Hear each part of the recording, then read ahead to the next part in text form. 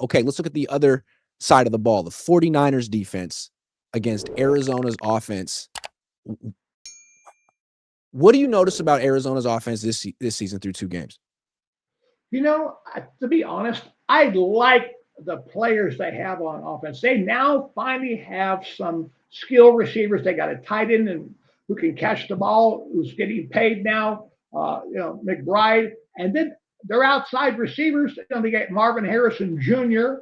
He's only had like 11 targets the first 2 games. He got a couple PIs that don't show up in the stat columns, but obviously they're first downs. Uh, the run game, you know, Connor's not clicking right now a little bit. Trey Benson basically has gained some more yards for them than Connor has. Mm. My whole concern about that offense centers around the quarterback. If he can, he's going into, what is this, year 7, I believe, for him. Mhm. I know he's completed about 70% of his balls so far this season. He's also scrambled a bit, picked up 4 first downs scrambling, which always has been a problem for Salah in terms of containing, Murray.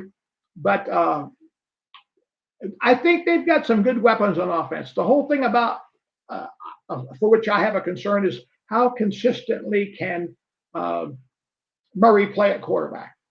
And if I tell you what, they've got a legitimate talent. They've got a playoff caliber ball club. Even if it's a wild card, this team is good enough to get to a playoff berth. If that's a big if now, if Murray can produce and can play with some consistency and quote unquote, not get carried away with, taking high risk plays and things like that.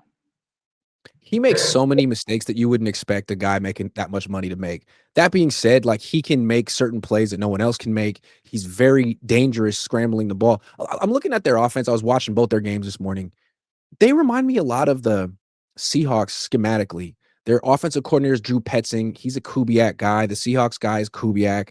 They have like a lot of 3 wide receiver formations, heavy formations. They want to run the ball. They have 1 wide receiver you really got to be scared of. The difference, though, is they have a tight end. Trey McBride is a hell of a tight end, and he's their number 1 receiver. The Niners have to have a plan for him. They're going to throw him 10 balls. Well, yeah, I don't know if the Niners can think they can, if they're going to play some kind of man coverage, if they think that they can match up with a linebacker on McBride, or are they going to have to commit a strong safety down in the box to be able to play him man to man? And that'll be the key. Yeah, I don't know who they're going to have match up, because that Niners rookie, Marquise Siegel, looks like a good tackler. He has range. He's 5'11". He doesn't have long arms. He gave up the touchdown catch to Jawan Johnson last week where he had good body positioning. He just couldn't make a play on the ball. They could try Jair Brown, who got benched and is now playing sort of a hybrid big slot role, but he's never been good in coverage. I don't know what they're going to – that's a tough matchup for them. They might just have to play zone. Well, that would be a benefit for Kyler Murray, because he should be able to, handle making those kind of throws, especially to a tight end who's going to be a pretty good target for him between the hash marks, and an easy 8 to 10 yard pitch and catch. Yeah, they don't do a whole lot with him. It's a lot of like Y stick, and then he makes the catch, breaks the tackle, and it's, instead of it being a 6-yard gain, it's 12-yard gain, which is impressive. But it doesn't seem like the explosiveness in their offense is Kyler scrambling or throwing down the field to Marvin Harrison Jr. He's kind of like their Ricky Pearsall. Yeah, and so far, they've only targeted him, like, besides the 2 PIs, I think he's only been targeted like 11 times in 2 games, and that's not enough. So somewhere along the line, they've got to construct the formation to be able to get Harrison some more favorable looks where he's got a chance to be able to get the ball. They've got to run some, what we call some people routes rather than patterns, where Kyler Murray has to go through a whole progression to be able to determine where to get the ball. So if I want to throw the ball to Marvin Harrison Jr., I'm going to call some routes that give him some options to where I can focus on him getting the ball 75% of the time when I make that play call. And I think that's what you got to do to get him the ball.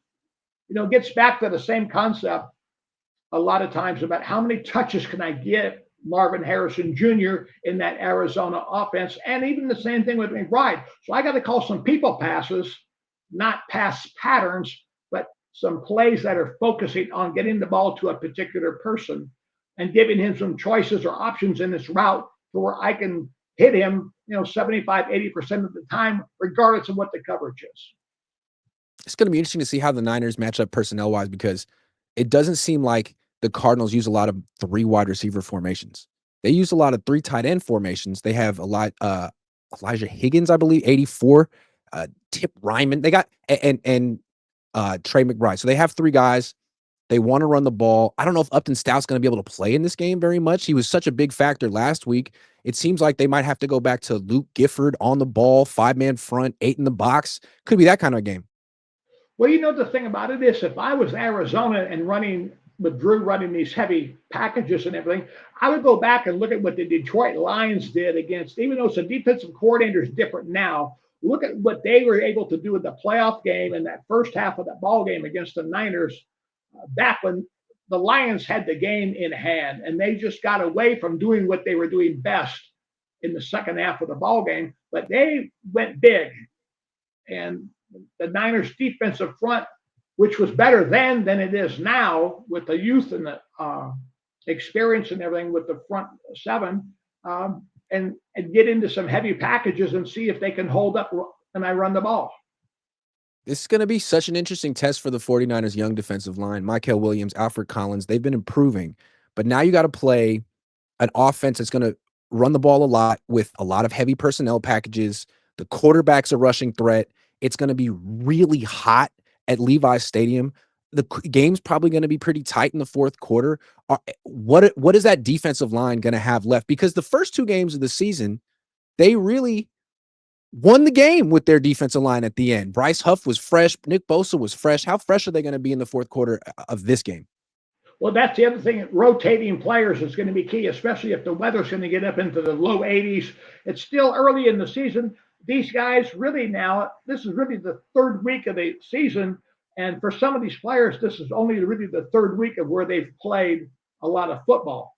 And so you got to rotate them, and you got to take, the number of snaps that they're getting. You got to look at pass rush situations. You got to look at your groups that you're going to insert on 3rd down.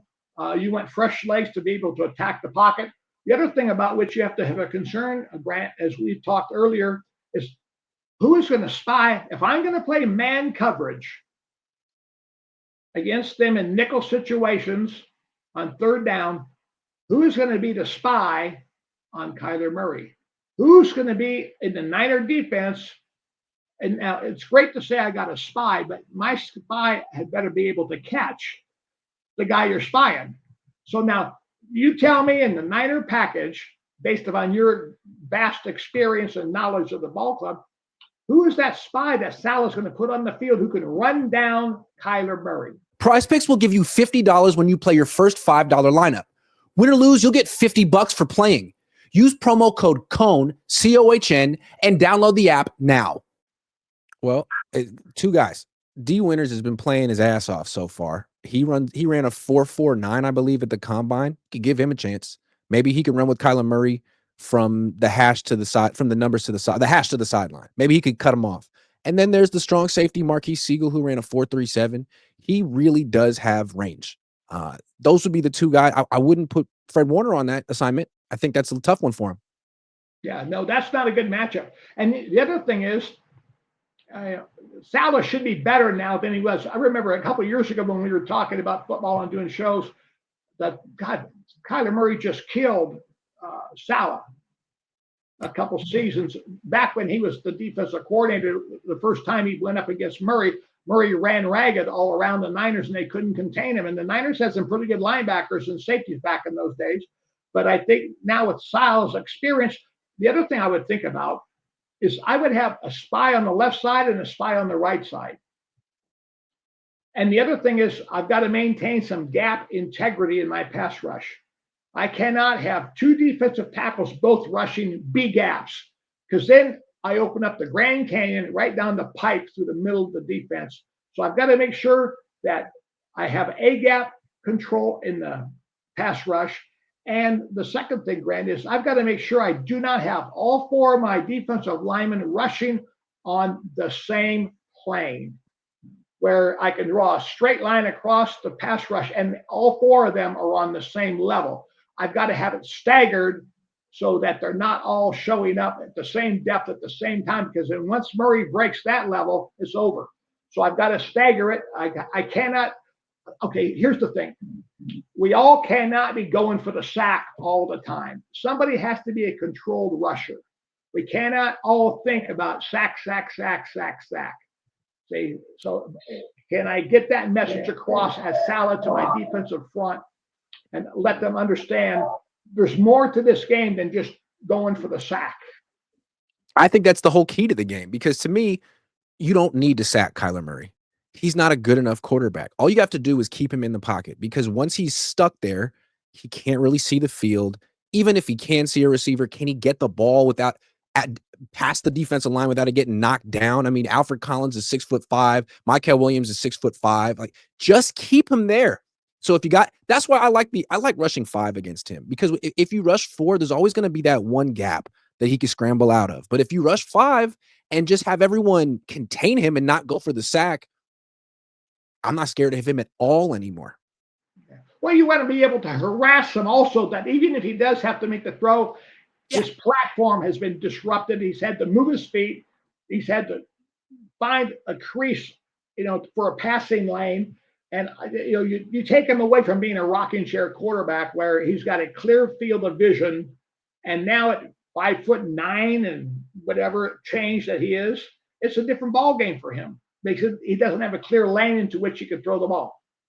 Well, I remember the Niners facing Russell Wilson for years, and they would always lose. And what would happen is it'd be a really close game. They'd be doing a great job. And then in the fourth quarter, they get tired. It'd be 3rd and 13, and he'd scramble for 14 yards. It would happen all the time. And I wonder if that's the key in this game. You could do great against Kyler Murray for 58 minutes, but if it's close and it's 3rd and 15, are you going to give up the scramble? Because that's sort of been not just Robert Saleh's defense, the Niners defense for the whole time I've covered him. Well, the thing about it is uh, the discipline that's required. Guys get tired, they get fatigued, and then all of a sudden the mind starts to float a bit. They lose a little bit of focus. They're getting winded. They're a little bit gassed, and then all of a sudden, bang, they get hit with a play. Yeah.